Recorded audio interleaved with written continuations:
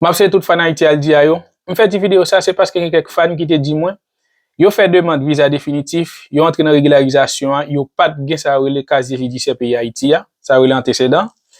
Kounya yo gen, est-ce que yo ka vre la li ba Exxangeli a? Parce que yo gen ni traduit, li gen so ministère intérieur, ça relé légaliser dans ministère intérieur, est-ce que yo ka vre la li? Réponse là, c'est non. Ou pas ka vre la li. Seul moyen pour voir document ça aller, sou te fait demande visa sans li, c'est si Exxangeli a vre notification ba ou. Exxangeli a pi devant, m'pa konn combien de temps le ka prend un an, il ka prend plus qu'un an pour voyer message ba ou pour le dire pour faire soupçonnation pour voir document ça aller. C'est là ça ou ka vre la li. Sans notification Exxangeli a ou pas ka vre la li.